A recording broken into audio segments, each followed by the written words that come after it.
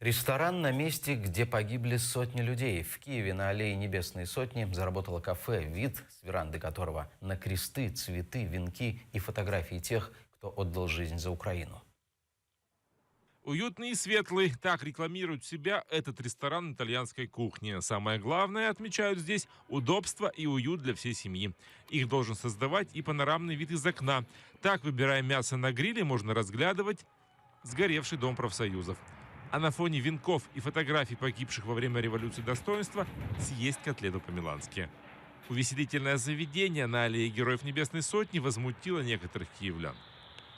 Все-таки люди погибли на этой улице, и веселиться на крови людей. Я лиш би не сів би сім'єю обідати. І з однієї сторони повага до цих людей, які загинули, які поклали життя за нас, а тут просто відкрили ресторан. У нас в мене немає слів. Вулиця Грусті, а тут ресторан весілля, алкоголя.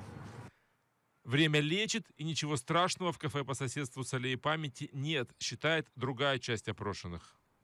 Я думаю, ничего страшного. Ну да, ну жизнь идет, ну что теперь? Да, посмотрите, вон, давайте тогда зверей этих уберем, что фотографируются. Я думаю, ничего страшного в этом нет. Я думаю, если рассуждать о том, где погибли люди, то почти практически везде они погибли. Трудно сказать, в наше время бизнес, понимаешь, деньги везде. Нечеловечно, но в наше время этого не избежать.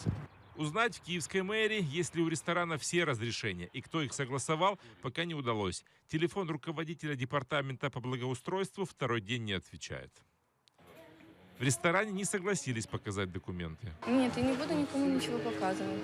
Ну, придите в любое другое время. Я никаких комментариев давать не буду. Номер телефона я вам тоже давать не буду, потому что это личный номер человека. Я не буду разглашать эту информацию. офис? Нет.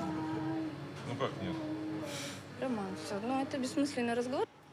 Нам удалось связаться с директором ресторана, и в разговоре она сообщила, что владельцы помогают деньгами бойцам АТО и финансируют создание мемориала. Это будет, цитата, «покультурнее, чем фотографии на улице».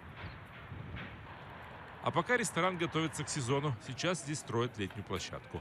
Роман Спиридонов, Евгений Сливко, Асана Минов, Ислам Пинка, Заман, АТР.